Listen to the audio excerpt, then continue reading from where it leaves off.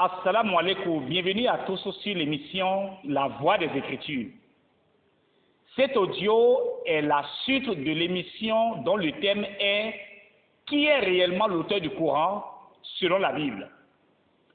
Dans le numéro précédent, nous avons vu que les sources authentiques chrétiennes et islamiques ont reconnu Simon-Pierre, Jean, Jacques et Paul comme des vrais envoyés de Dieu et des disciples de Jésus. Nous avons aussi vu le témoignage de Simon-Pierre et de Jean sur la transfiguration de Jésus et la voix de Dieu le Père qui s'est fait entendre des cieux ces paroles. Celui-ci est mon fils bien-aimé en qui j'ai mis toute mon affection. Dans ce numéro, nous verrons le témoignage de Paul et de Jacques. Paul n'a pas été témoin de la transfiguration de Jésus. Il était dans le judaïsme et était hostile à l'égard de la foi chrétienne. Et c'est dans cette reine pour la foi chrétienne qu'il partit à Damas afin de faire prisonnier les disciples du Christ. Mais le Seigneur Jésus lui est apparu sur ce même chemin et va l'amener à prêcher la foi qu'il s'efforçait de détruire. Actes des Apôtres chapitre 9, le verset 1 à 9. Après sa conversion, ce qu'il a commencé par prêcher dans les synagogues est que Jésus est le Fils de Dieu. Actes des Apôtres chapitre 9, le verset 20. Après avoir rencontré Paul et lu ses lettres, Pierre approuve son ministère apostolique et dit « Croyez que la patience de notre Seigneur est votre salut. Comme notre bien-aimé frère Paul vous l'a aussi écrit, selon la sagesse qui lui a été donnée. C'est ce qu'il fait dans toutes ses lettres, où il parle de ces choses dans lesquelles il y a des points difficiles à comprendre, dont les personnes ignorantes et mal affermies tordent le sens comme celui des autres Écritures pour leur ruine. 2 Pierre 3, versets 15 à 16. Donc, Pierre a rendu témoignage à la conversion de Paul et à ses enseignements dans ses lettres. En parlant des lettres de Paul, Pierre utilise l'expression « toutes ces lettres », preuve que Pierre a examiné avec soin toutes les lettres de Paul. Et après les avoir lues, il dit de ces lettres qu'il y a des choses difficiles à comprendre et les personnes ignorantes et mal affermies tordent le sens de ces écrits et des autres écritures pour leur ruine.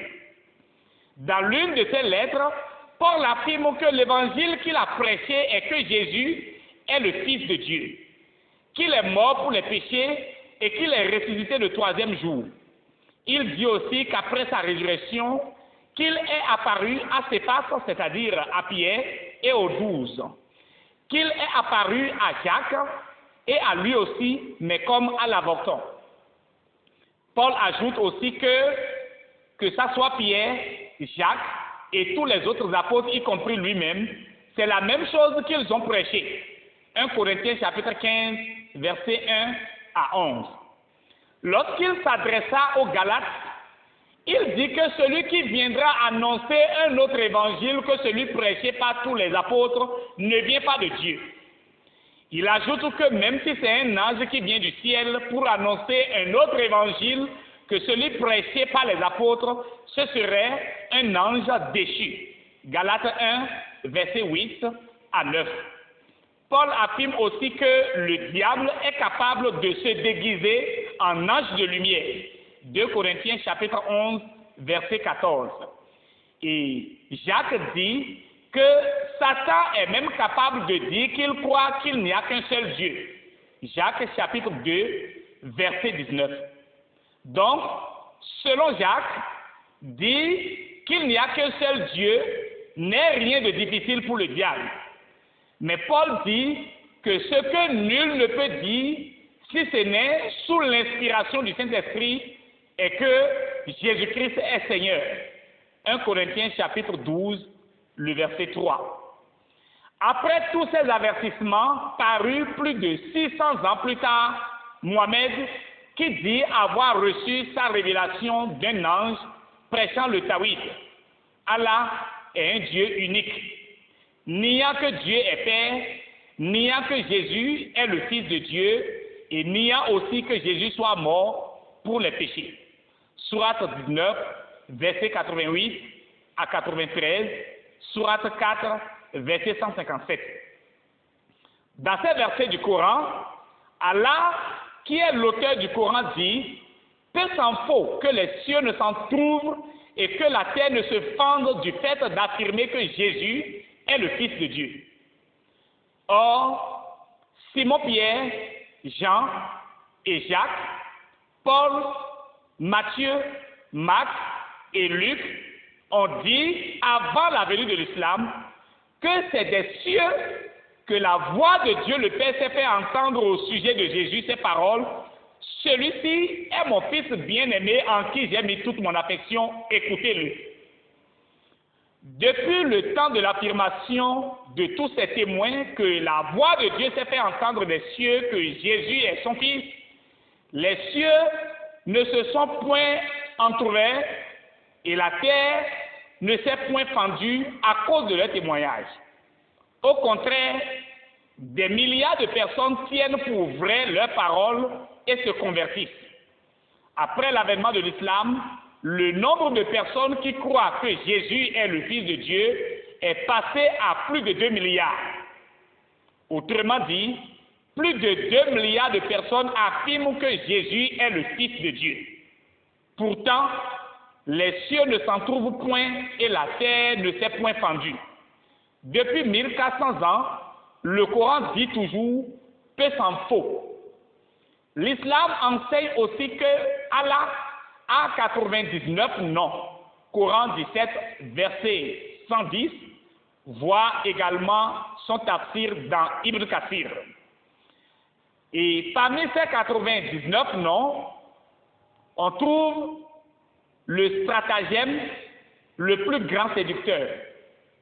Or, dans l'Apocalypse, chapitre 12, le verset 9, on lit que celui qui s'appelle le plus grand séducteur et qui a trompé toute la terre, c'est Satan lui-même. Si Simon-Pierre, Jean, Jacques, Paul, Matthieu, Marc et Luc avaient connu Mohammed et ses révélations coraniques, ils auraient été traités d'islamophobes aujourd'hui. Mais ici, ils ont vécu plus de 600 ans avant Mohammed. Et ils ont écrit pour mettre en garde l'humanité contre la révélation des anges déchus et l'esprit du mensonge. Quand on met tout cela ensemble, selon vous, quel est l'ange qui a parlé à Mohammed? C'est clair, c'est un ange déchu qui s'est déguisé en ange de lumière. Qui est donc l'auteur du Coran dans ce cas? C'est l'esprit du mensonge, Satan lui-même, l'antéchrist qui est capable de dire, selon Jacques, que Dieu est unique dans le seul but de séduire la multitude. Satan est très rusé. Il ne s'affiche jamais comme Satan, mais il se fait toujours passer pour Dieu. Nous vous exhortons à vous réveiller. Le temps de la décision est là. Aimes-tu la vérité, cher auditeur? Si oui, tu ne dois plus avoir besoin de mots pour savoir que tu dois te détourner le plus vite possible du chemin de l'islam. Même si par le passé, tu ne lisais que des mensonges, te voilà en ce moment face à la vérité. La vérité qui a franchi. Il ne te reste plus qu'à remercier Dieu pour t'avoir fait connaître la vérité et prendre la décision d'aller sur le bon chemin. Jésus-Christ, le seul ayant subi la mort pour que tes péchés soient effacés. Le seul ressuscité pour qu'en lui tu aies le paradis. Il te veut aujourd'hui pour te donner le paradis que tu cherches en te mettant en proie aux mensonges de l'islam. Ta décision est ce qui reste. Aujourd'hui est mieux, plus que jamais, pour cette décision. Car Jésus-Christ revient très bientôt pour chercher les siens. Son retour peut être dans les 5 minutes qui vont suivre, et ce serait fatal pour toi si ta décision n'est pas encore prise. Par ailleurs, la mort est une réalité. Toi et moi pouvons mourir aujourd'hui, et ce serait fatal pour toi si ta décision n'est pas encore prise. Si tu décides de recevoir Jésus aujourd'hui pour être sauvé par lui, nous te proposons de faire de tout ton cœur la prière suivante en ce moment même. Jésus, je reconnais que je suis un pécheur et que j'ai besoin de ton pardon. Je crois que tu es mort pour mes péchés et que tu es ressuscité d'entre les morts. Je désire abandonner mes péchés pour vivre une vie sainte. Viens dans mon cœur et sois mon sauveur. Je veux te suivre comme mon Seigneur. Merci de m'avoir sauvé. Amen. Si tu as fait cette prière, sois sûr qu'une nouvelle vie a commencé en toi et sois-en heureux. Pour ton affermissement dans la foi chrétienne, contacte-nous aux adresses d'habitude. Plus 229 67 28 54 27. Shalom.